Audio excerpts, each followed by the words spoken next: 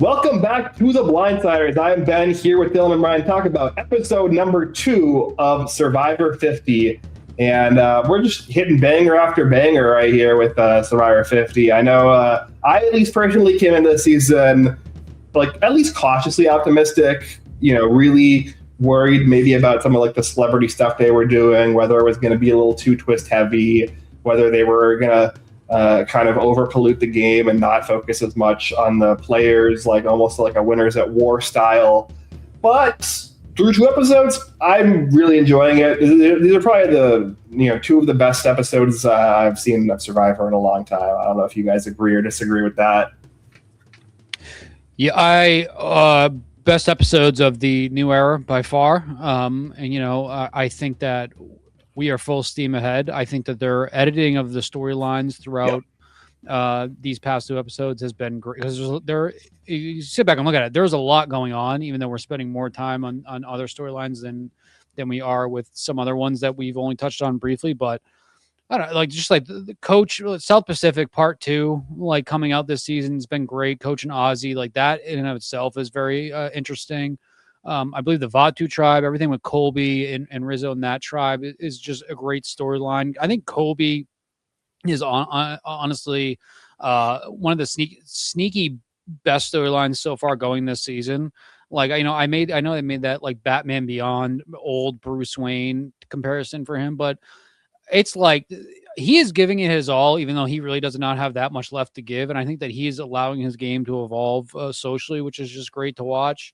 And then obviously everything going on with is this the Sela tribe, our faux disaster tribe, who's not a real disaster tribe. I'm gonna pull up the tribe names because I don't remember. It's Vatu, Sela, and what's the other one? Luvu, Yeah, not Luvu. What is it? it? Nelu? It's like with an N, right? Tribe. I don't have my tribe cheat. I'm historically really bad with. I have historically been really bad. So sorry, we have Sela. Sela is the tribe we get for tribal counts tonight, and then we have Sela, Kahlo, which is Coach's tribe. Yeah. Then we have Vatu, which is Colby. Yeah, I think this has been phenomenal. Glued to my seat for every second of the season so far. Savannah was in kind of a no-win situation here. I think playing back-to-back, already tough. Playing back-to-back as a winner, impossible situation. The fact she made it past 1 vote is pretty impressive to me. I have thoughts about the Savannah vote that we can get to towards the end. I think it was actually one of the few things production editing has not done right this season, is that I feel like the narrative for her vote out in this episode was not, I think, well given to the viewers. But I think maybe it was so obvious that is where the vote was going that maybe they purposely redirected us with the edit. Unfortunate, feel bad for Savannah. I think there's a lot more story to this episode outside of Savannah. Tough. I mean, it sucks to have 2 winners out this quick, and one of which is out to Medivac. That is not ideal. And I think it was, we sat here when we talked about the premiere last week that Kyle and Savannah were in. I mean, Kyle was obviously in a fantastic spot. Savannah was in a much better spot than we thought. And I don't really know what happened between now and then. So I do think the Savannah edit was a little not great. But everything else has just been so fantastic. I think the dynamic Christian, what an episode for Christian. There's just like, wow, welcome back, Christian. I can't tell if we're getting a winner's edit for Christian or if we're getting a tribe swap pre-merge like blindside vote. I don't know, but man, Christian has been phenomenal. Yeah. I mean, if like you put a gun to my head right now and I had to guess the winner, I'd probably say Christian right now for sure. But like, definitely still early. If we're talking about the narrative as to Savannah's boot in particular, this episode, it feels like the narrative we've gotten through 2 episodes with this tribe is the Christian is just running the game, right? Like he got his way in both scenarios. In the first tribal council, he was the primary person pushing Jenna within like the core alliance because he was like pushing the narrative of like we don't want to vote out one of Suri and Ozzy and then come back to camp and have the other one be upset basically. And so he was like the main one trying to redirect the heat to Jenna specifically. And then here 2 times we get it laid out. Emily wants Ozzy out. Devins wants Joe out. Christian wants Savannah out. Savannah is the one who goes. So Christian ultimately is the one who gets his way in this kind of like, Cold War power struggle within the majority core. So yeah, it definitely feels deserved that he's like kind of been the star of the season so far. He's really great television. He's like, I would say one of the more universally beloved players in the history of the franchise, and he's playing an absolutely killer game so far. Interesting. Sophie made an analogy on Tyson's podcast that Christian is Vecna and Suri is the hive mind who's controlling Vecna. I think that is what remains to be seen with Suri and Christian because that, I guess, I don't know if we want to even discuss the preview for next week. I did not watch it, but I know what it is. Tribe swap next week. I think we have to. I think it definitely will color our analysis because I think a lot of our base analysis is not going to be like super relevant because we're not necessarily going to have the same tribes. So I think we all expected tribe swaps once or twice before pre-merge. I am a little surprised it is happening this early.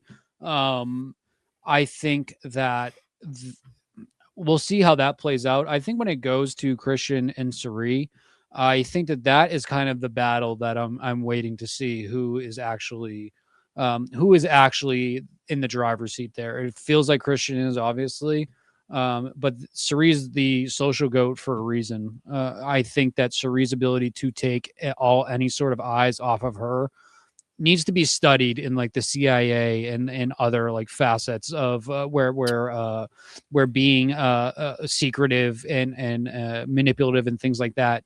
I think she needs to be studied because she is just so insanely good at it. And whether I think a lot of it is she's keeping herself alive, but also is Christian and Devins and Emily blind to it and they're already under her spell, or are they realizing that they can utilize it now and then cut her when they want to? I don't know if I assume that they also, like us, assume there would be swaps early on, just not this early. But I think that's going to be an interesting thing to watch because once again, if I'm on a beach at Suri, I am yelling at the clouds, let's get her. Maybe not in the fashion Jenna did, but I like, she's somebody that I felt like needed to go right away. And I can't believe her or Ozzy were not the two to go tonight. I thought that we really were building up for an Ozzy sort of blindside. And so I'm very surprised we did not get that. We got Savannah, but man, Suri is just, she's the best. She's the best for that reason.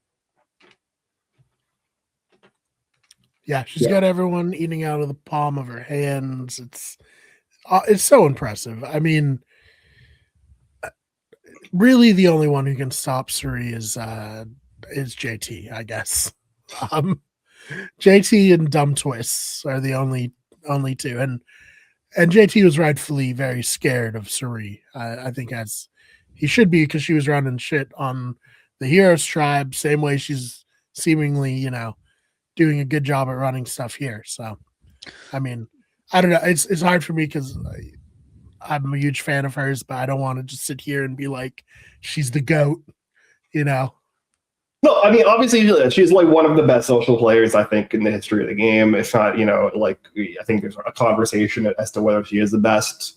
I think, like, especially watching her on Big Brother live feeds for, nearly 100 days really sold me specifically on her ability to socially manipulate people more so even than like the strategic element. I do think her strategic game, especially on BB25, was messy and many times, and she repeatedly would kind of waffle on decisions or like come up with like kind of really like off the wall strategy things that like definitely were not good ideas.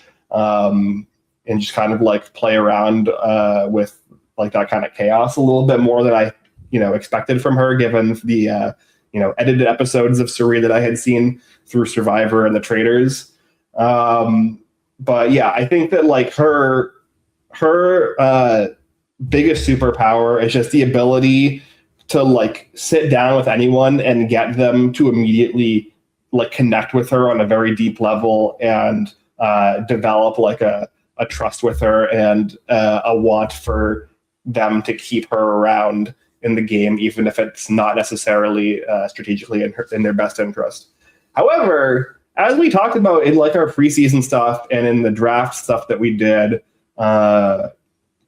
on Survivor, historically, it's actually good to keep around Suri if you're aligned with her. The issue with like keeping around Suri is if you aren't kind of in her core people. But like, I think that Ozzy immediately cozying up to Suri as like a number one ally is like the best thing you can possibly do, right? Like if Ozzy and Suri make a deep run in the game, Ozzy is going to be the one winning the end game challenges. He can cut Suri at the final 5-4, 6-5-4, and then he can be the one sitting at the final tribal council, taking credit for everything they did as an alliance with her on the jury stumping in his favor, right? Like that's like that's the situation that both Parvati in Micronesia and Parvati in Australia versus the World was in. That's the situation that like Sarah Lucina was in Game Changers to a degree. And like even like Aubrey also in that end game was kind of in a similar spot where like she was able to kind of drag her game into that end game because of Suri. That's like the situation Aris was in her first season in Panama. Like that's like kind of what she has historically been, that person. Like even on BB25, right? Like that's kind of like what Matt Klotz was, and he kind of used her to that end deliberately. So I don't think that like there's really like a necessary like I personally, if I'm out there, if I'm like in the Devons or Christian spot, I'm not like falling over myself to vote out Suri in like 22nd place, right? Like there's very little harm, I would say, in keeping her at least through a swap into a merge. I really don't.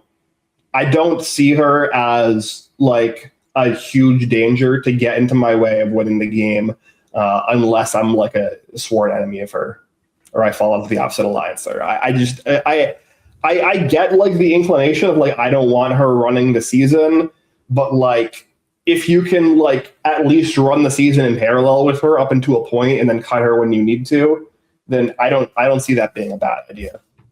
I think it's just I think the further you let her go, the scarier and scarier it gets, and it already starts pretty scary. I guess I think I agree with what you're saying. I think not only can you kind of use Suri as an ability to deflect from yourself if you are in an alliance with her, but you also have the ability to, if you're in an alliance with Suri, she is going to be loyal to you. If you're actually in an alliance with Suri, she will be loyal to you. So like Ozzy, for example, even though I don't think Ozzy was surprised to hear his name being thrown out there, but I think her going to Ozzy and telling him that and kind of reaffirming their connection, that's huge. And I think having an Ozzy Suri alliance navigate its way through this game, because you're going to have Coach in his Honor alliance. That is kind of my hope. That is like what we're going to be getting towards the like the once we get to merge is kind of just that battle of Coach's honor and integrity kind of versus the schemers and the gamers. I think that is really fun. I hope that we all survive to get there. I get what you're saying though, Ben. I think you've talked me into a little bit.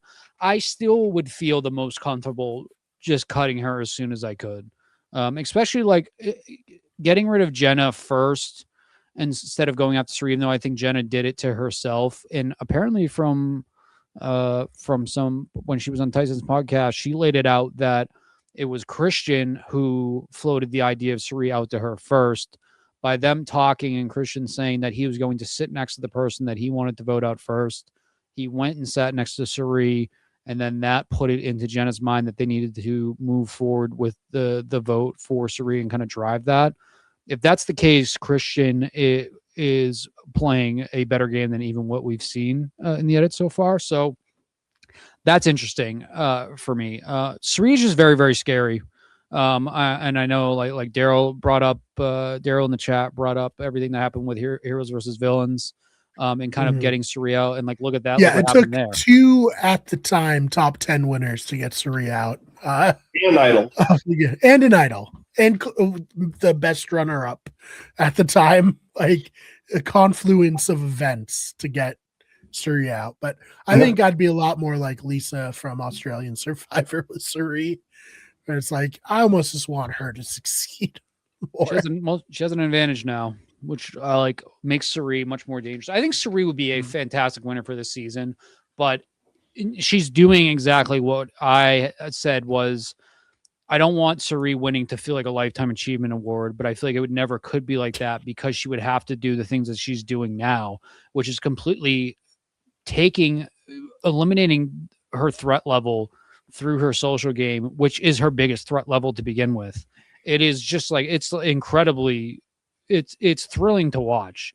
And like how hard it was to watch Survivor Australia for people in the United States. I think I'm very, very happy she's here and we're able to see that, and we're able to kind of see her or go through this. And I don't know how to pronounce the name. Fuqua Johnson in the chat says, you guys are the best season 50 show. Take that, Rob. Suck it. Thank you. Tell everybody. Rob Tyson. I will. Yeah. I think Tyson's podcast, in my opinion, is the second best Survivor podcast to our podcast after ours, of course. Awesome. Thanks Fuqua. Daryl, very glad to have you back. Tell your family, friends, everybody come join us. Hey, last Spotify episode, most downloaded episode we've ever done. So hopefully we're in the right track. I think that's a testament to this season. I think people are buying in, people are loving this season. I think it's very, very good. Yeah. I think that, like, for me to close the Cirie talk is like, if Cirie was running the tribe, I feel like we would be being shown it a little bit more. Yeah. It is also kind of my feeling as well. Like we saw a little bit this episode with the Savannah situation where she kind of goes to each individual member of the trio and it's like, hey, I know, like, Ozzy is scary and Joe, whatever, but you know Savannah, right? She's a past winner, right? Like, and I do think a lot of the consensus around Savannah just comes down to the idea that Christian had kind of put out there of like, I want to come back to camp with happy people or people who are like content that they got what they wanted in the vote. And I think with a potential multiple swaps, needing to retain numbers through those swaps, for instance, that's not a bad strategy, right? Because like, if you come back to camp and 1 to 2 people are upset with how the vote turned out, that's 1 to 2 people who are much less likely to work with you if you end up on a new tribe with them in a swap. So I don't hate the strategy. I don't hate the logic that they're using seemingly to vote people out so far. I don't know if we want to touch on Kahlo and Vatu real quick before we go back. Oh yeah, we can do that. Yeah. Sela, just because I think that I think a majority of the juice from this episode is going to come from Sela. To answer Fuqua's question in the chat of, we're 2 episodes down, we still have 21 Survivor players remaining. Why are they dragging their feet? I think that they wanted us to have as much time as possible with a lot of these players. And I think that we are going to start I think we're going to have double eliminations from here until merge. Honestly, I think that's probably most likely going to happen, which I don't mind. I don't mind getting as much time as possible with all these people. I also think there's a non-zero chance that this was intended to be an elimination or a double elimination, and would have been if Kyle had not been medevaced. I think it was only a reward challenge because Kyle got medevaced, and there was no journey because they already did the journey planned for this time in the last episode. But I think from here on out, because I really don't want them to do like some dumb shit where people get out because of a challenge. That would be horrible. So yeah, let's get these double boots going. We can catch up to like the normal cadence pretty quickly if we do that for like 5 rounds. Well, let's see. Like, there's 21 left. They've been merging traditionally around 11 to 13, right? So, like, that's, like 4 to 5 rounds of double eliminations. And then we're at, episode 7, which is, like, not far off from when they would usually do a merge anyways. And then they can have a relatively similar... Yeah, they can do it. They can get it back. So did it seem like they were splitting into the 3 tribes again? Yes, I think it's 3 tribes to 7. So I can almost guarantee we're gonna get at least 2 people out next episode is my assumption. Yeah, hey, maybe there will be a Mr. Beast style thing when he shows up, and be like, I'm gonna bribe people to self-eliminate, just like he does on his show. Hey, the mole I think was the first to do that. So smart. Somebody I think would be that on Mr. Beast's show. I do hate it when people just lose challenges and get out. That's lame. But somebody who I think that's would also be that show. Prime candidate to self-eliminate is Aubrey. Aubrey looks miserable. She looks like she does not want to be there. She looks like she is. I know Aubrey typically does not have the best starts to her games. She looks miserable. She looks like she's struggling. She doesn't want to be there.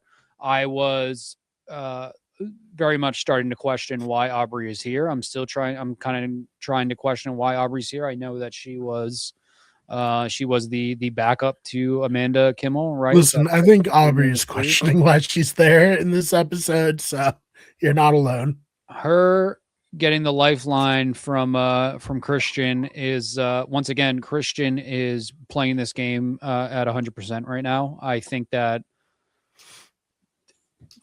tribe, that alliance of Colby, Q, Stephanie, and I guess and Jen could not have been more unfortunate with the luck they've been given so far in this game because Aubrey seemed like the prime candidate from that tribe to go home.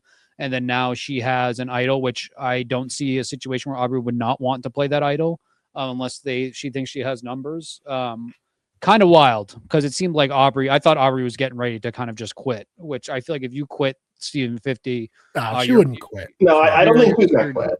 I think you're dead to the Survivor gods forever. Yeah. They might be accidentally like getting saved by this one. Yeah. Ben, remind me, Aubrey had an idol on Edge of Extinction, right? Yes. That's what I was going to bring up too. We're now 2 for 2 in the Billie Eilish Boomerang idol being given to a player who had previously been voted out with an idol in their pocket. Which I mean makes sense, right? Like, I'm expecting the third one to go to Q or Tiffany at this point. Like, I mean, it makes sense. I mean, I think Christian was less of the Genevieve trying to like get it back. I think he was like, I'm going to use this as a bridge, but definitely there is the upside of like, but Aubrey did get voted off with an idol last time. So maybe. Yeah.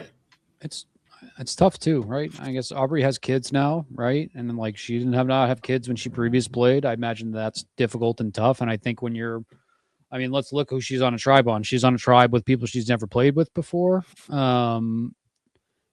She is seemingly, I assume she knows she's on the bottom, even though being on the bottom of that tribe is not necessarily the worst thing right now.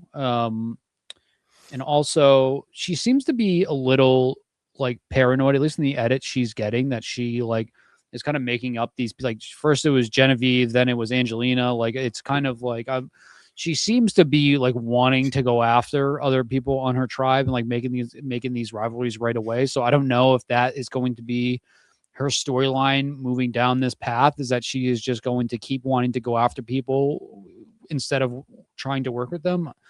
I don't know. I'm a little confused of what Aubrey's story is going to be in this season, but her getting that idol is obviously a good Kickstarter for her. Because like I said, I thought that I was starting to question why she was there.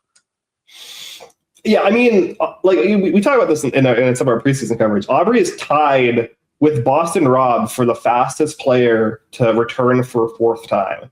Like it's like a remarkably short window of time to have played Survivor as much as she had.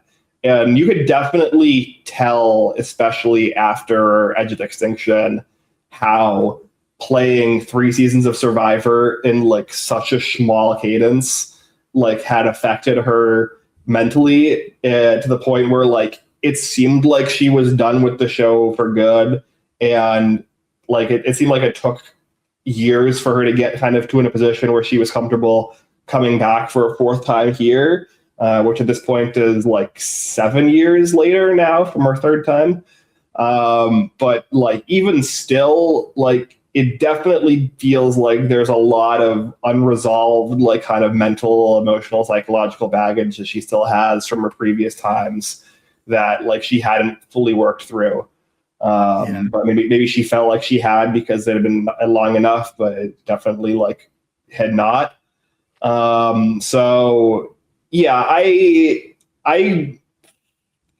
this is not surprising. I kind of expected that this might be what we were going to get from Aubrey, which is why like she was in, you know, towards like the very bottom of people that I was like excited to see on the season.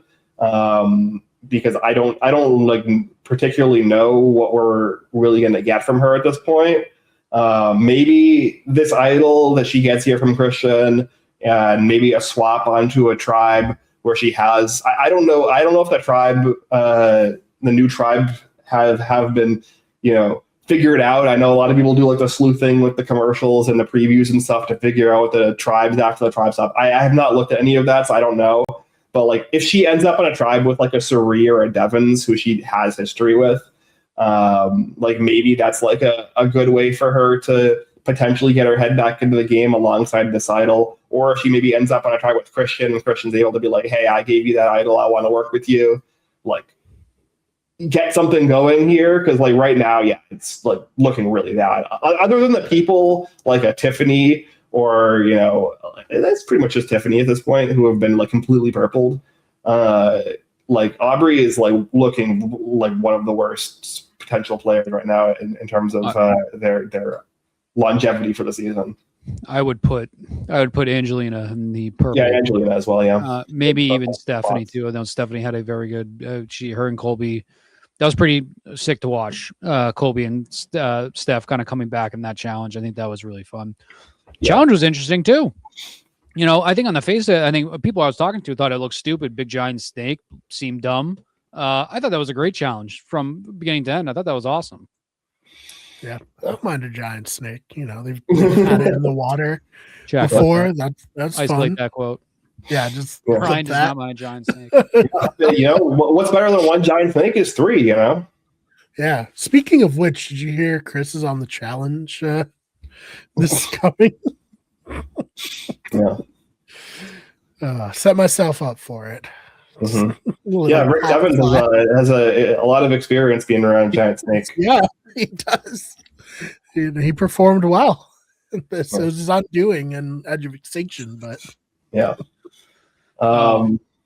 That purple, because I'm looking at the confessionals from this episode.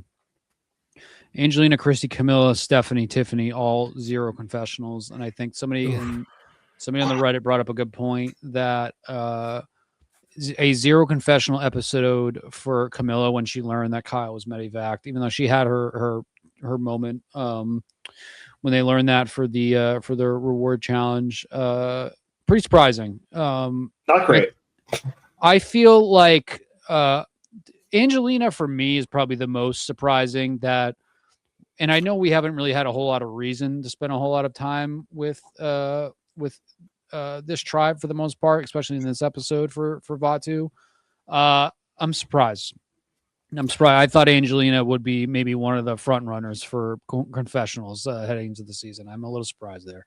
I will say Angelina, like people forget, she was actually very quiet in the first few episodes of David vs. Goliath as well. It wasn't until like episode 3 or 4 that she really started to come out of her shell. So, you know, maybe that's also going to be the case here. Maybe this swap also will give her a new light, and maybe she'll end up in a better strategic spot, and we'll be able to hear some more from her. Yeah. In the new era, even though their editing has gotten much better, it is not insane to have people who go very, very deep in these games to not have great starting edits recently. So Yep. I like Genevieve historically as well. Another person who was very, very quiet first couple episodes in 47.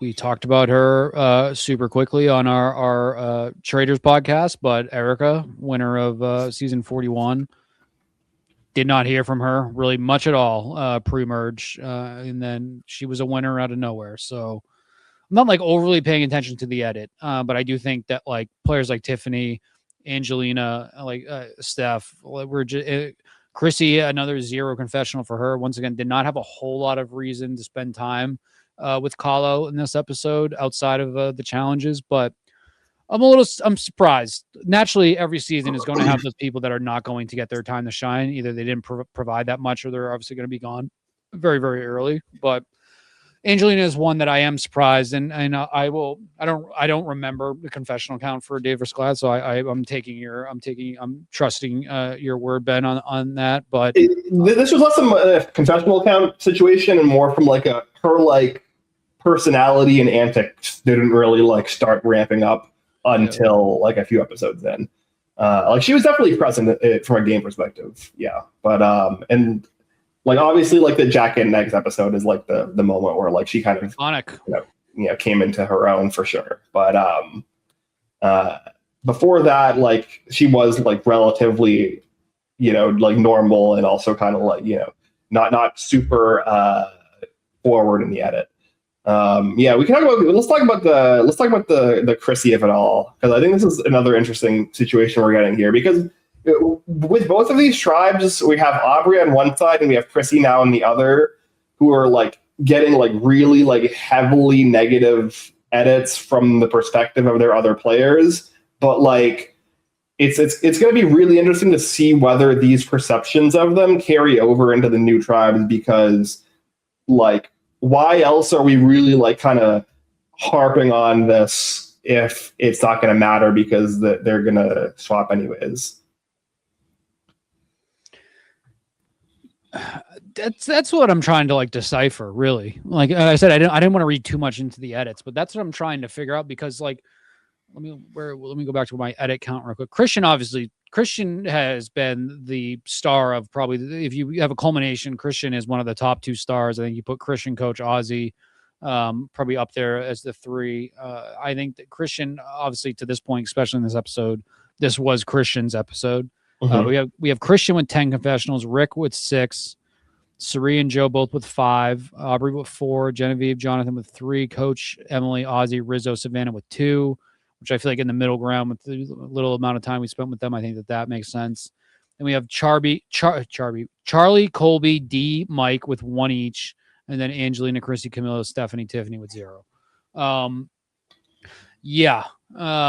I assumed immediately that Chrissy would fall into the Coach Alliance and kind of be protected by that. Once again, swap or no swap aside, I feel like we have not really gotten that narrative there. I don't know. I really don't know. Yeah, she's not gotten a good edit to this point. I think coming into, obviously, a lot of people, Survivor fans, very happy to see her back. I was one of them. I think that her turn in what happened to her with Ben and the twist of fire making being reintroduced into the game, all that sucks. Apparently, people on her cast and in her tribe did not like her very much as a person.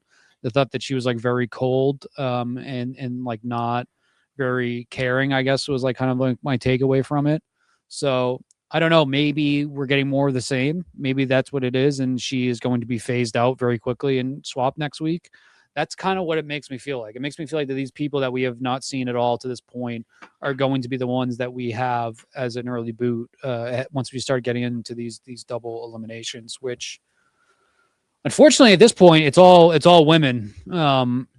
Which, going into Survivor, it's the challenge recently. I feel like it hasn't been that bad, but having women go very, very early and not get great edits has been like a long-standing, well-known issue for Survivor, on top of like people of color going out immediately very early on.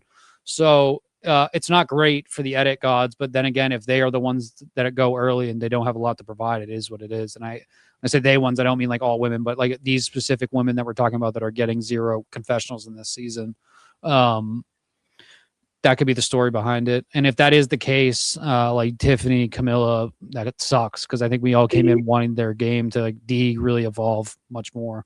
Yeah. Like I think it's very realistic. We're going to be sitting here next week, all with D out, and all 3 winners are going to be out this early, which I think we all predicted, but I think having it actually happen for the most part is pretty surprising. Yeah, the ghost of Jenna Lewis. You can kill the player, but not the idea. Mm-hmm. Yeah, I mean, I think that of the 3 of that like kind of trio that we saw for episode 1, the Tiffany, Camilla, D, like D has been the one that has, I would say, gotten the best showing. Like she is one of the people here. Like her and Charlie are the 2 main people that we see in this episode complaining about Chrissy and like talking negatively towards her being kind of like like a controlling, like helicopter mom style figure within the tribe, like kind of nagging people. So I think that there might be more for us to see from D there potentially. Or it could just be like those are the 2 main people who had an issue with Chrissy's behavior, which I think also might track with them being the 2 youngest people in the tribe. Which probably plays an element into them not liking that like kind of like nagging mom, archetype. But yeah, I think that like not great from Chrissy in particular when it comes to Charlie, who seemed to be the swing vote on this tribe from like a structural perspective, to have what should be like a really easy slam dunk. Like he even references Maria in this. Obviously, him and Maria did not end well on 46, but he comes in and he says like, I have a history of being immediately drawn towards working with an older woman as an ally, but like I'm turned off by Chrissy, and so like that's not really, that doesn't seem, or he specifically says, I think, that like the tribe as a whole does not seem to be vibing well with Chrissy. And so like that seems to be a non-starter there. Whereas if she kind of like was just like not as abrasive to people in this circumstance, and obviously, I think a lot of unconscious bias plays into this as well, just being an older woman, like you get, you're going to be seen differently if you act the same way as like a younger man, like, yada, yada. However, that has to be something that you're cognizant about as a player. I think it's just like a really unforced error for her to like not make this connection when it seemed like she had at least like a workable relationship with the Coach Jonathan duo, and like Mike White was like potentially like kind of floating towards that side. Like earlier on, like I was relatively confident that if this tribe had gone to tribal council, that D would have been the one to get voted out. But like if they lost the Unity Challenge this episode, I think it's not out of the realm of possibility that like Mike and Charlie swing towards the D, Camilla, Tiffany duo or trio, and the 5 of them vote out Chrissy. It's what makes me not concerned, because we're in this season already. What's happened has happened. I think when we talk about players like Aubrey, players like Chrissy, that, and I think the example you used for Aubrey too, of like her how much she gave to this game and how much she played so rapidly and kind of coming back after this amount of time, I can see maybe the mental strain, the conflict she would have. I think for Chrissy, we were kind of really hoping that this would be the opportunity where she learned from I think Chrissy played a fantastic game in her season. Obviously, Chrissy probably should have won. Did everything she needed to win at that point, but really the only people that should have won seasons are the people that won seasons. So you can't like say one player should have won if another didn't deserve it. Not the rainbow ball Ben and Chrissy, but I'm a Devin Pinto should have won guy. So like, I think it's a little disappointing, and another like, well, okay, why is this person here? If they're here and they're kind of off to this bad start, it's a conversation I'm going to have about Joe too in a couple minutes. Of if you're not going to learn from what was a detriment to your game seemingly last time and things that you knew about, and I think Daryl brought up that Chrissy blamed her cast for her bad social game in 35 rather than like owning it herself. I think we all like people that take accountability for their flaws in the game. I think that's pretty disappointing from Chrissy. And obviously, I think a lot of us were all very, very high on Chrissy heading into this season. So that kind of sucks. That's disappointing. But I think that the kind of the story of 50 overall is we're seeing the evolution and like these people that we wanted more from that are giving us more like Christian, like Ozzy. I think that what we've seen from Ozzy in the season has shocked me. I think Ozzy has been great. Colby on the opposite side that we've already talked about, the evolution of Colby from Outback to what we have right now is it's just an insane story, and it's like a story of life and aging that we're all going through, and like many of the fans have been watching for 25 years now. It's just I think all that's been great, but I think when you get into some of these other castmates like Aubrey, like Chrissy, I really hope we get more from Tiffany and Angelina, that you would hope that they were able to evolve their game from what we saw early on. And if we aren't able to get that, it makes you question some of the casting, because there are obviously a lot of other people that fit that same type of archetype that we could have had that, in theory, maybe we would have gotten that evolution from. I don't know. Survivor's a tough game. And I think, whether you played or not, I imagine once you hit that beach, maybe your game plan that you thought you were going to do gets completely thrown out the window. And I think that has happened with players maybe like Chrissy, like Aubrey. I hope they turn it around. I do, because I think that would be very, very disappointing for them to stay on this track and to just completely kind of get washed away once we have this swap, once we get closer to merge. I want more from everybody. I'm very, very, very happy with the edit we've gotten for like Coach, Christian, for Colby, for Ozzy, even Sarita at this point. I'm like very, very happy with all that, but I still want all that for all these other players too. So it will suck if we don't get it. It sucked to get that from Jenna.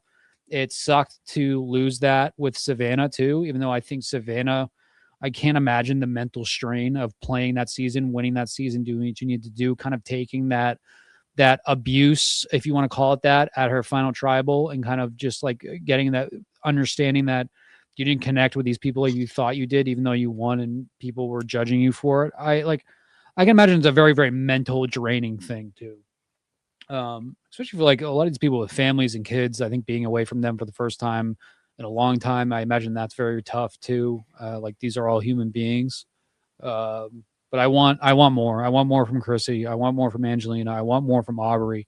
I don't want them to see them just flake out like this on a season like this, because we probably will never see them again. And I want more from them.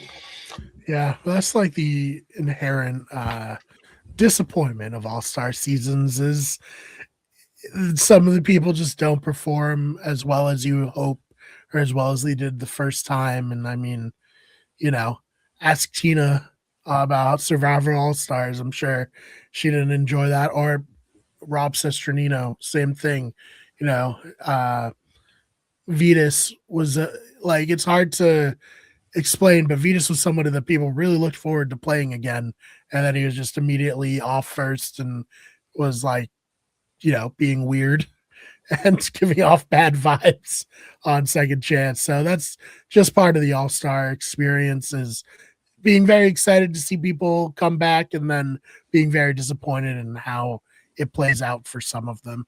Mm-hmm. Yeah, PG, I think, is another one that for me, like I was very big PG fan. I'm very excited to have her back, and then she kind of flamed out.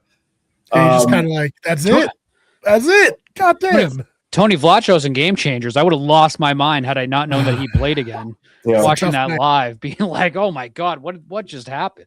Mm-hmm. Yep. No, I mean, going back to Christy briefly, I think that like a part of why maybe she hasn't seemed to adjust might be the like narrative of like she was robbed, she should have won, Ben didn't deserve it. I think that like that narrative existing within the like larger fan base probably played a bit into why she might come into this season not like making a conscious effort to like kind of fix some of the holes in her game, because like maybe she doesn't, she hasn't like as strongly like examined those holes, because there's like this kind of cloud over her loss in that season of like, oh, if like Ben hadn't found 3 idols in suspicious ways and then got saved by this random twist getting introduced at the last minute, like, would I have won? Did I actually do anything wrong? Like, did I just get unlucky and get screwed by unfortunate circumstance and twists? Like, do I really have to adjust my game that much coming in? And I think maybe somebody like a Charlie is probably like in a similar spot where he's like, what could I do better? Like, I feel like I played really well and like I just kind of like got screwed in certain ways in the end. There's like I think that kind of also plays into the idea, and I think that's also probably part of why Aubrey has had like lackluster follow-up experiences as well, because I think that regardless of your opinion of Korong, one way or the other, like a large segment of the fan base very much was like on the Aubrey played so well, she was robbed train. And like, if you're Aubrey and you're coming back and playing a second and a third time and now a fourth time much later, but a second and a third time very soon after that, where that narrative is still in the air, like it's going to be hard for you to actually take an objective view of your game and be like, but what do I actually have to fix? And what do I actually have to do better? When that like kind of narrative is kind of in the ether. So yeah, nothing worse than being the should have won person on the season of Survivor, because you didn't get the million and you got all the downside of winning a season. I don't think anybody got it worse than Charlie, to be honest with you. 1 vote away from winning, and the 1 vote was your season-long ally voting against you, and then you have to witness it in real time in a live reunion and sit through that. I am happy for sure. I am happy we're getting a little bit more from Charlie in this episode too. The challenge was awesome. I think Charlie, Coach, and Jonathan, once again, seems like a fever dream sitting through that, watching Charlie, Coach, and Jonathan fight and win a close challenge like that. That was pretty sweet. So I hope we get more of Charlie too, because Charlie is, I think, someone everybody was very high on coming into this season too. And it seems like maybe sort of the edit is slowly coming around on Charlie, but I think that also, like we just talked about with Chrissy, I think that she has highlighted herself so much as the first boot on that tribe. It's tough to like gauge where everybody else's like actual position is. It is not tough for me to gauge where Coach Dragon Slayer Ben Wade's position is though, because we got him. I'm going to say, I assume the edit, when Coach brought up him and Ozzy's stuff after the Kyle announcement, I am assuming quite some time had passed from when they announced Kyle and when the Coach and Ozzy thing happened. I know that they have brought up that sometimes they stand around for hours while they're waiting to do the challenge. I am choosing to believe that that is what happens, because Coach would never make it about himself, and Coach would not overshadow somebody getting hurt like this, because Coach, all in all, he is a man of the people. So I am just assuming that the people in the editing room knew they had to kind of splice it together like this. They were reluctant to do so. But Coach coming after Ozzy here, kind of, we've officially re-sparked that rivalry from South Pacific. If it wasn't already re-sparked last week when Coach took the key honorably. Very excited about this. It's a storyline I feel like is going to pay off further down the road here. It has to. The Coach train is full steam ahead. We're chucking coal into the little engine. We're not stopping. I am praying to the Survivor gods that Coach gets a favorable tribe swap next week. I have not been spoiler to whatever the tribe layouts were. I've like gone through the Zapruder film of the preview for next week to figure out who's on what. The Coach and Ozzy storyline has more to give us, I feel like, based on the edit we've seen. And I think that this was an awesome moment. It was retro Coach, people sitting on there cracking up. I think that a lot of them are just soaking it all in too.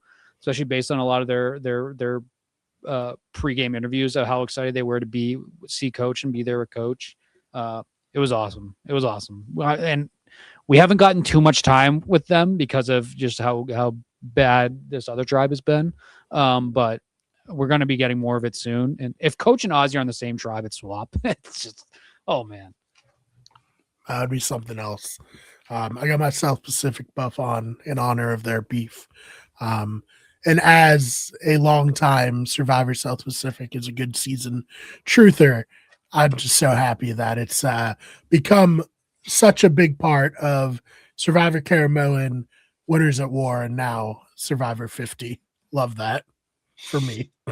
Yeah, I mean, a lot of people who like, a lot of like newer fans or like fans who haven't watched every season, when like a big returning player season comes up like this, they'll be like, which seasons are like the ones I have to watch to get all the context I need? If you had given me like 5 chances to guess what the most important season was going to be coming into this, I don't think I would have hit South Pacific, because like it has turned out to be like the required previous viewing in order to understand what's going on in the season. And yeah, I did not expect it. Maybe I should have, because coach, especially in a lot of his preseason stuff, did talk very heavily about like the end of South Pacific, like kind of like messing with his head, and like the Aussie poisoning the jury against him, and like him having to like come to terms with like his level of responsibility and making the jury not want to vote for him. Ozzy and the jury kind of like, he talks about it. He says it both in his preseason stuff and then also in episode 1, where he's like, that's your chance to get your pound of flesh. We're not right. Like you have you're completely, within your right to do that. Like I was in the wrong in that situation. And like, definitely like coach was in the wrong at the end of South Pacific. He, just to reset, because I think we talked about this in after episode 1 as well. Well, like to reset what actually happened in the end game of South Pacific, how coach makes a completely unnecessary deal and alliance with Ozzy in that end game to like promise to go to the end with him, because he just assumes that Ozzy is going to win the rest of the challenges. And then Sophie beats Ozzy in the final immunity challenge and they can vote him out. And one of the more like low key funny moments in that like kind of era of Survivor, where Ozzy is giving a confessional about how he doesn't know whether his chances are going to be like, he thinks he might have a chance that coach, at least puts him into fire. And then you can hear coach, Sophie, and Albert in the background of the confessional celebrating that they're going to the final 3 together. And you can just see Ozzy's face in real time drop as he realizes he's going home. Yeah. Yeah, like you said, Ben, completely unnecessary. And one of the underrated funny parts of that is Ozzy comes back into the game at Final 5, at, I guess, the second version of Final 5 after Brandon Hance gets himself Ericked out of there. But he goes to coach and he's like, I'm so glad we have this deal. And coach is like, yeah, I have the idol. He's like, oh, like, you'll play it on me if I don't win immunity, right? And coach is like, well, if I feel like you need it. Like he's already trying to back out of the deal, like immediately. I love it. He's a man of honor. He never commits. He is not a liar. Nope. He doesn't commit. He even when like we've talked about at the challenge with the key, he never agreed to let whoever knocks it get it. No, I think that's fair. Honestly, coach has a point there. Like he didn't. Jokes aside, yeah. No, yeah. It's Survivor. Get out of here. Like Ozzy, take your slip disc somewhere else. Like it is what it is. I think as we talk about the evolution of other players and them learning from their past and trying to adjust their game, I think when you get to coach, I think the greatest thing that has ever happened to us is that coach has 100% stayed coach. I think that it is providing us the top tier element. Once again, fever dream. I think seeing coach on my TV live, I was talking about it with my brother yesterday. I'm not sure that I'm not dead. And this is just like what is like my purgatory of what is playing. Like I have now been brought back to the island, like in Lost. This is where I am going to live out the rest of my eternities with my friends. watching Coach. He is top tier television. He really is. And I agree with Daryl too. I don't think both, because like I said, I think that took some place when he talked about what happened with Ozzy. I think that took time a little bit after Kyle. I don't think it was in the same breath, but at the same time, I don't think it was detrimental to his game, because I was a little nervous at first. I'm like, Coach, don't do this now. But it seemed like everybody was laughing and enjoying it outside of Ozzy. Coach is one of one, and he truly is one of one. He is. I love him so much. I'm so happy that he was my number one pick. I really am.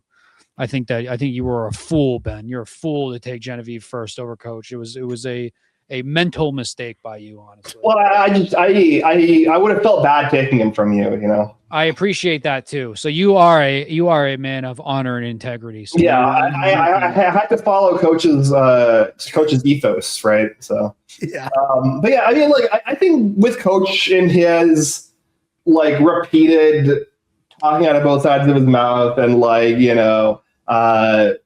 making half-hearted deals and kind of weaseling out. He almost kind of goes to the George Costanza school of lying, right? Where it's not a lie if you believe it. And I really do think in many cases Coach legitimately doesn't realize that he's being a snake in so many cases, or he sees he almost kind of externalizes a lot of the negative things that he does to people, and in order to rationalize keeping his honor, it's very interesting to watch somebody do that kind of mental gymnastics, and I think we got a lot of that in 48. And I think when it's half the cast doing it and they're not super compelling players, and it doesn't lead to super compelling gameplay, it's not as entertaining. But when it's one person who's at a 12 out of 10 at doing this consistently, and they're as much of a character as Coach is, it just works. It's just so good. I think it's on the opposite end. It seems like a player like Q, who obviously was very chaotic in his season, learned that it was not going to be something that would help his game to keep doing that. And so far, I'm actually really, really happy with the version we've gotten of Q, that we're not getting the exact same Q that we got in his original season. I think that we're getting, we'll see the more time we spend with Q. I think I really, really like this version we've gotten of Q so far. And I know he was a little bit more calm when we started his season, and things kind of escalated to being, Q becoming Q. But I on the opposite end, I'm glad that we're getting this new version of Q. And whereas I'm still very happy we're getting old school Coach. I think that is two different things can be the truths. I mean, look at Coach. He literally almost sacrificed his life to be out there and get fish for his tribe. So he's still putting his tribe ahead of himself and his own body. Thank God Jonathan was there to save his life. Aquaman himself there to save Coach. I think it reflects that when you are with Coach, you are with Coach, and I think when you are with Coach, Coach is with you 100%. I feel like if you gush up to Coach, Coach will have you there. You are under Coach's wing for the rest of the game, and I feel like Jonathan is hopefully there, because Jonathan saved his life. Like Coach said, he literally saved his life. Those were tough rapid tides that were coming in. The current was pulling him out. Both his legs gave out because they were probably swimming out there for hours. He needed his coconut water. That was just an awesome Coach scene. I'm very thankful that it was not a more serious injury. Initially, I got a little bit nervous at first. But the scene of him coming in on the boat, and then we're almost getting him doing the martyr walk again with kind of limping through the sand. It was just it was awesome. It was great. Hey, I mean, swimming with fins, that's tough. If you don't do that, you can see how you get a cramp. Yeah. And we got Mike White giving the gym face of the camera behind Coach's back, which is great. Good stuff. Yeah. All right, let's get back to Sela, because I could talk about Coach and how much I love him for hours, but we'll eventually have to close out this episode because I do think I think the Devons and Joe. I think that was apparently Savannah on her she was on Mike Bloom's podcast today, said that fight was actually much worse than what we saw on TV. That it was much more serious. Yeah, she said the same on Chat BCC as well during the episode. So I'm not a big Devons guy. Like I told you, I essentially casually watched his initial season. I was very much That's the way to do it. I was very much not huge on Devons. I do very much enjoy his and I'm starting a podcast for Christian's bromance going on this season. Spock and Kirk. I think that's all awesome. Before we get into Joe, clearly being somebody who has not learned from his mistakes in previous seasons and the whole how he needs to play the game, I do think Devins kind of came off a little sucky here, to be honest with you, of lying to Joe and not immediately like coming clean, because then he talks about like playing with grace to Joe and stuff like that. Like, I generally do not like Devins. I don't think, and I know that you guys I think Ben, you said that you're kind of coming around a little bit on Devins this season. And I enjoy him and Christians, what they have going on, because they are running that tribe. Regardless of Joe's mistakes in his game, I would be pissed off if I was Joe too, because I think that like you will openly whisper to somebody as they're walking away, and then you lie to the person that you're claiming you're in alliance with, and then you get upset when they get upset that you're lying to them. I think that he came off like an asshole, to be 100% honest with you. I'm not like out on Devins where I'm like, I hope this guy gets out of this game right away. But I think Devins kind of sucks, even though he's playing a good game right now. So my perspective is, if two people get into a fight on Survivor and one of them is in the core of the majority and the other one is basically powerless, the contents and the context of the argument doesn't matter. The person who's in the minority is in the wrong. And that's just that's just how it goes. I don't really care about like who's like right or wrong. Like, right or wrong doesn't matter on Survivor. Joe is in the wrong here because he's not in the majority, and Devins is in the right because he is. That's all that comes down to for me. You're not wrong. I agree with Daryl too. Joe is not in any position to get as upset as he did, but I can see why he got upset. And I think that Devin's playing the whole like, hey man, it's Survivor, which is like, yeah, it's Survivor. So like, you're talking about playing with grace. Lie to me and say that lie to me, not as openly as you just lied to me. Like, make a more like what he was saying about what Savannah said was nonsense. So like I said, I understand why Joe was mad. I guess that's the point I'm making. I think that Joe completely blew his game up yesterday, and it was more of the same on the same conversation that we're having that I said about Aubrey and Christy. I'm like, why is Joe here? If he is still doing this even without Eva, and he's still playing this honor integrity, and he's not willing, and literally everybody on his tribe is saying the way that he wants to play this game sucks and is not going to allow me to work with him, and like I don't want to work with him. I have two questions. One, why vote out Savannah in this episode? Like, if he's that detrimental to what we're seeing, why not just get rid of him right now? Because I guess like once we get into this swap, I think that Joe is a troubled soul who Coach can reel in, and kind of like stray him down the path of being honor and integrity. So people should be very nervous about that. But like, if Joe sucks this bad, why keep him around and get rid of Savannah? That's what makes me think that like the vote was so obvious that's why we did not get any time at all of them talking about it, because it would have been so obvious. But I don't know. I don't know what Joe's doing. I don't know. And I also don't know where he can come in thinking that he can like try to dictate how people are playing. Because on the flip side, to side with Devins, if I'm there and I played Survivor already once and I have this guy coming in that wants to do this honor integrity and is not willing to, scheme in any way, like even Coach, who honor integrity, he is going to scheme. He's not going to be upset if people don't scheme against Coach, but if people want to scheme gameplay wise, like you can't dictate that for other players. So Joe does suck. I think Joe is in the fault. I think that Devins was kind of like a gaslighting asshole during that. Oh, 100%. Yeah, no, he definitely was. Yeah, I mean, that's Survivor. Yeah, it's a game about gaslighting people. I think the only thing Devin did was he did it poorly. Like he lied poorly and he gaslit poorly. But like he's in a position where it doesn't matter. And like Joe's in a position where like it does. So yeah, I think people like try to ascribe their own like if this like they try to like recontextualize this argument happening outside of the context of Survivor and then decide like outside of the context of Survivor in real life if this were to happen, who would be in the right and who would be in the wrong. And yeah, in real life, if a situation like this were to happen, like Joe is 100% in the right.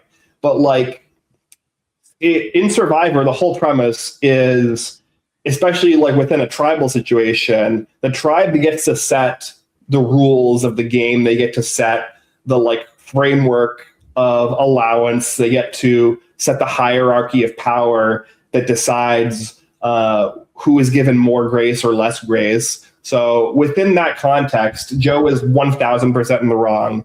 He created an unnecessary conflict that almost put him out of the game in a situation where he otherwise would have been seemingly okay. And yeah, it doesn't matter what Devin said, honestly. Like it's just like you can personally as a viewer think that what Devin did was shitty, but like it just simply doesn't matter in the game.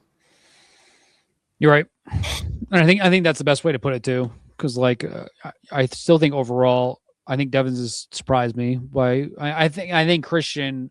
I think you want to talk about like Vecna and Hive Mind. I think that Christian is clearly in the driver's seat there, but Devins is a very, very good co-captain to them. I think we need a little bit more of Emily because I thought Emily was going to play a little bit more of a role, but I guess she really hasn't had to this point. She did go to Suri in this episode and kind of initiate that talk. So Emily is another player I want more of, but I think Emily is in a very, very good spot with that alliance. It all goes out the window when we have a tri swap next week, obviously, but very impressed. The scene of Christian and Joe with the hammock and Christian, like the shot of Christian through the hammock and then the transition to Christian rocking the hammock was my favorite scene of the entire episode outside of Coach going at Ozzy. Awesome. It was so funny. So good. That's even though I don't particularly like Devins for the most part, I think when you see how much fun him and Christian are having, and it's only going to fuel to more fun for the viewers for the game itself, like hiding the fake idol at Tribal, Christian doing the fake fall, like all that stuff. That is stuff that we really do not get any of at all anymore with Survivor. Like we don't get that ever. So I think all that was great. Very, very funny. Once again, Christian is the star of this season to this point. He is seemingly getting a winner's edit, but at the same time, I'm very nervous that can mean he's going to get a nasty blindside pre-merge. But I'm like, it's fun to watch, and I think watching them have fun and enjoy it makes it funner for the viewers, regardless of how you feel about Devins or Christian. And I think that's cool. Yeah. And I will say, I was not a Devins fan in Edge of Extinction. I'm famously not a Devins fan from Edge of Extinction. I am enjoying him through 2 episodes so far at 50. I think a big thing as to why I am enjoying him is because he's in the like. It's almost kind of like counterintuitive because with most players, they're usually more likable when they're the underdog and less likable when they're in power. But for me, with Devins, it's the opposite, where I didn't like him when he was the underdog, but I am liking him now when he's in power. And I think part of that is because no matter what position he's in, he like acts like he's in power. And so in 38, he basically the entire post-merge after he comes back from the Edge, he is being sold to us by the show in particular as like some kind of mastermind player who is like, despite not being in any power or control at all, is like some key figure into what's going on. Obviously, the reason for that is he makes it to 4th place, and he is like the biggest threat to win towards Chris's end game. And ultimately, 90% of that season doesn't fundamentally matter because the only episode that matter were like the last 2 episodes. So like all that mattered in those previous, 10 episodes were setting Devins up as a threat. So like, because that season had to be edited in a really like wonky and like kind of infuriating way because of the outcome, it felt like Devins was being sold as a bill of goods to us as the viewers. Were like, the show was trying to be like, look at Devins, he's playing, like, he's doing all this stuff, he's playing so well. And I'm like, well, no, he isn't. He's on the outs, he's not driving any of the strategy. He's basically being dragged along because people don't find him to be a threat. And then he, is winning challenges and finding idols. That's not like a particularly compelling game. Like, yeah, he's doing a bunch of showy stuff, but it ultimately isn't actually amounting to anything of meaning. And so, like, that's the reason why I didn't particularly like him on 38, because it didn't feel like the product that we were being sold was accurate to reality. And like, I just didn't buy into it. But on 50, he is doing like a bunch of the crazy stuff. And he's like, with the idol thing, him and Christian do this episode, which I really enjoyed. I thought was a lot of fun. Like, he's doing that from a position of power, and the show is selling him as like one of the power players this season. And I'm buying it because I can tell he is one of the power players this season. So it feels more authentic. Yeah, I get that. I think why I was hesitant to like get on the Rick Devins bandwagon when it was happening was I just didn't like the idea of someone from the Edge winning, and it felt like he was going to win. And then it was like, it can get worse, Brian. It always can get worse. Let's have somebody who's been out of the game since week 2 or 3 win the whole thing. At that point, I was like, damn, I would have preferred Devins winning, honestly. But love Chris on the challenge, though, of course. He's my challenge goat from the 1 or 2 seasons I've watched that show. Yeah. So we talked about, do we want to talk about this like idol play thing? Because I thought this was like a really fun capper on this episode. And like, I did not expect Christian to like take a fake fall. That was really awesome. And then like him playing it off and like saying I meant to do it, and then like walking off in the wrong direction and Suri having to like correct him and be like, hey, Christian, follow me. Because like him pretending like he was like super like mentally frazzled from it. Just so good. Yeah, amazing. I love the fact that like the way the idols work this season, finding them doesn't mean you get it. So let's take what little bit of power we can from this and potentially help ourselves in the future. Loved that. Like, this is the reason why returning player seasons are great. This outside the box thinking. I think fake idols are one of 2 ways. They're unnecessary and sometimes mean, like Angelina trying to get Allison with the fake idol. And then there's instances like this where I think it's fun. I think it's only going to add entertainment to the game. The Christian fall is great. I think that coordination, once again, the Christian and Devins duo, regardless of how I feel about Devins, is fun to watch. It's awesome. And feels like it's going to play a much bigger role in the season overall. Yeah, it was all great. The concern, him walking in the wrong direction after, it's just, it was great. It's great TV. Christian's delivered. I mean, dude crapped his pants at the very beginning of this episode, and then had one of the best episodes players have had and recently. So, very, very cool. I think it's a lot of fun. I'm very curious to see how it plays out. Like if we get an immediate playoff to this next week, but no, it's great. Like I said, sometimes fake idols, they're unnecessary and they're dumb and they're stupid. I don't think that this is one of those times. I think it's a lot of fun. And I will say sometimes it's mean and fun, like when Randy got the fake idol, but that was a specific situation. Yeah, no, 100%. I mean, I think that like the best way to use a fake idol is as a bluff that you have it, right? Like the like idea of like planting a fake idol so somebody else finds it and they think they have one. Like it can be entertaining TV, but like it usually does not have major strategic implications. Like very few people like significantly change their gameplay because they think they have an idol, but it's actually fake. Which is a lot of what like the end game of Rick Devins's, first season's, what I referred to as like a lot of his pointless antics was. So I appreciate, I think this is a much better a use of like the fake idol and the wrapping as like a bluff, right? Basically like a Hail Mary, trap card that they can use down the line. If one of them is in danger, they can just go and be like, oh, I had a clue. I found this idol. You can't vote me out. I'm going to play this. And then, chaos ensues and they're the life travel or whatever. Finally get the payoff of Adam Klein trying to play the podium, potentially. Yeah, well, I don't have much else to say. Daryl, I don't think they're going to wait 10 seasons. I think it's going to be like Game Changers was the second chance. I'd be surprised if 53 or 54 aren't a returning players season. Yeah, I would say 54 is probably what I would look for right now. Yeah. No, I think we covered it all. Once again, great season Survivor. Only 2 episodes in. I think that like the Survivor community as a whole is very into this season. I have booked my VIP tickets for my watch party, which I think is either episode 7 or 8. Nice. So we'll be roughly around merge time. It is a great time to be a reality TV fan. It's a great time to be a Survivor fan.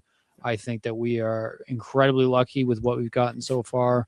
Outside of like some of the couple bad things we talked about, I think that this has been a phenomenal season of Survivor, and I think it's only going to get better. So I'm very, very, very excited to talk about it. Daryl, I am a big, big fan that you are our number 1 fan at the moment. So Daryl, please come back next week. Love talking Survivor with you. And I think much like Devins and Christian, I am having a lot of fun doing this with my friends. And it's just like, it's so nice to be able to talk about a good season of Survivor, a returning player season of Survivor. It is unlike anything that I've experienced either as a Survivor fan since I've came into my watching a little late to the party, and also since we've done this podcast. So it's just been it's been awesome. So please just keep sticking around. Absolutely.